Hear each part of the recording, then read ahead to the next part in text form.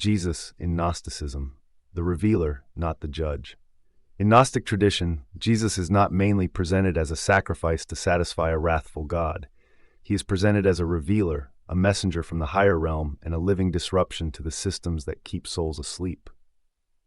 If you grew up with traditional Christianity, that might already sound unfamiliar, but it is the core shift. Gnostic texts and related currents in late antiquity take the story of Jesus and move the center of gravity. They place salvation in awakening, remembrance, and direct knowing. So who is Jesus in Gnosticism?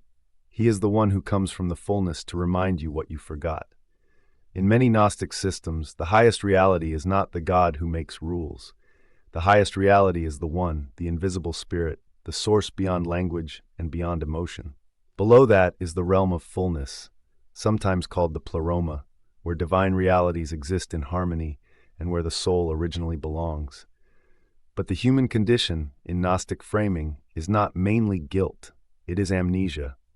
You do not need to be punished and forgiven. You need to wake up. You need to remember where you came from, what you are, and what kind of world you are living in. This is the reason Jesus is so important. In many Gnostic writings, Jesus arrives as a corrective to confusion, not by enforcing a new set of rules, but by exposing the false ones, not by demanding belief, but by transmitting knowledge, often through paradox, symbols, and inner teachings. This is why some Gnostic texts sound so different from the New Testament. They often read like spiritual instruction rather than history. They are less concerned with what happened on a particular day, and more concerned with what happens inside a human being when the veil lifts. If you want a single sentence that captures the Gnostic Jesus, it is this: Jesus is the revealer of the divine spark within the human being. In the Gospel of Thomas, for example, Jesus speaks in short sayings that can feel like riddles. The emphasis is not on worshiping him as a distant king. The emphasis is on perceiving the truth that he is pointing to. This is the constant theme. The kingdom is not merely later, it is within, it is already present, it is hidden in plain sight. And the problem is not that God is far away, the problem is that the human being is asleep. In the Gospel of Philip, there is an even stronger theme of inner transformation. You see language about bridal chambers, union, symbols of spiritual wholeness, and the difference between empty rituals and lived reality. The point is not external performance. The point is inner integration. In the Apocryphon of John, Jesus appears not primarily as a suffering figure, but as a cosmic teacher explaining the structure of reality.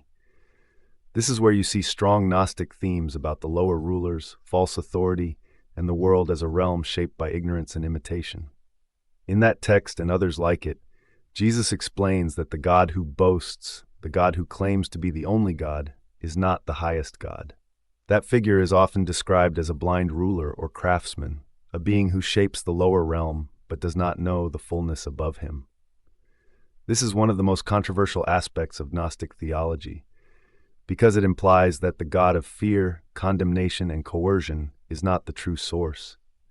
The Gnostic Jesus is the one who exposes the difference. He is not interested in teaching you to fear God. He is interested in freeing you from false images of God. And that liberation is not merely intellectual. Gnosis is not trivia. It is not collecting forbidden facts. It is a change in consciousness. The Gnostic Jesus is often portrayed as speaking to the inner person, the spark, the part of you that can sense truth before you can explain it. When you hear him in these texts, you often feel the tone of someone trying to snap you out of hypnosis. That hypnosis can take many forms: the hypnosis of shame, the hypnosis of obedience, the hypnosis of social belonging, the hypnosis of law, the hypnosis of fear. In Gnostic thought, the Archons are the rulers of this lower realm, and they maintain control through confusion and division. They work through the mind when the mind is trapped in panic, in comparison, in compulsive striving, in endless judgment. So if the Archonic system is one of control, what does Jesus do? He interrupts it. He brings a different kind of authority, an authority that does not coerce, an authority that illuminates, an authority that says, you have been lied to about who you are. This is why so many Gnostic texts emphasize discernment. Do not be impressed by titles. Do not be seduced by threats. Do not mistake loud power for real power. Do not mistake punishment for truth. Do not mistake compliance for salvation. In other words, the Gnostic Jesus is a teacher of inner sovereignty. He is also often described in ways that challenge simplistic ideas of incarnation. Some Gnostic groups held what later critics called docetic views, meaning they thought Jesus was not fully material in the same way. Not always that he was an illusion, but that his true nature was higher, and the material story is a surface expression of something deeper. Other traditions, such as Valentinian currents, could sound more moderate, focusing less on denying the body and more on emphasizing that the saving knowledge comes from beyond the material system. So there is diversity. There is not one Gnostic view of Jesus, but across most of these streams, one theme persists. Jesus comes from above to awaken what is above within you. Now, what about the crucifixion?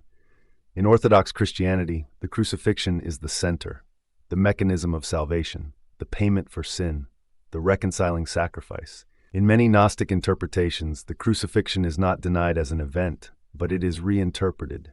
It becomes a symbol of what the system does to revelation. The lower realm cannot tolerate awakening, so it attacks it. It attempts to destroy it. It attempts to turn truth into a cautionary tale. But the Gnostic point is that the system can kill the body and still fail to kill the message, because the message is not merely a doctrine. It is the memory that the soul is not owned by the rulers of this world. Some texts go further and suggest that the rulers were fooled, that they did not understand what they were doing, that they crucified a figure of revelation while the true divine reality remained beyond their grasp. Whether you take those stories literally or symbolically, the effect is the same. The Archonic system does not comprehend the higher. That is the meaning of ignorance. And this is why resurrection language in Gnostic streams often leans toward inner awakening rather than proof of a miracle. Resurrection becomes the soul rising out of sleep. The new life is not simply a future reward. It is a present shift, from fear to clarity, from shame to knowledge, from coercion to inner authority. This is why the Gnostic Jesus is so compelling for modern people who feel allergic to religious control, because he does not feel like a cosmic policeman. He feels like the one who tells you the truth and gives you your mind back. One more theme appears again and again in Gnostic storytelling. Jesus often speaks in layers, parables, symbols, sayings, hidden meanings, not because the truth is gate-kept for power, but because the truth is easily distorted when heard from the wrong level of consciousness. If you hear awakening through the lens of fear, you turn it into a new law. If you hear freedom through the lens of control, you weaponize it. So the transmission in Gnosticism is careful. It is initiatory. It is oriented toward inner readiness.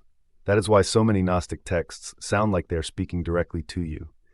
Because they are. They are not trying to build an institution. They are trying to wake a soul. And that is the final way Jesus is important in Gnostic teaching. He is the figure who stands between worlds.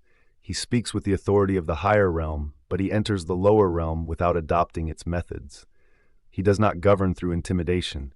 He governs through revelation. He does not save by demanding fear. He saves by dissolving it. He does not bring a new prison. He brings a door. Traditional Christianity often centers Jesus as sacrifice and judge. Gnosticism often centers Jesus as revealer and awakener. One is a courtroom. The other is a remembering. What if the point of Jesus was not to make you obedient? What if the point was to make you awake? If you want to keep going deeper into this topic, click on the playlist on your screen to explore more of this Gnostic content. And if this video helped you, please like this video and subscribe.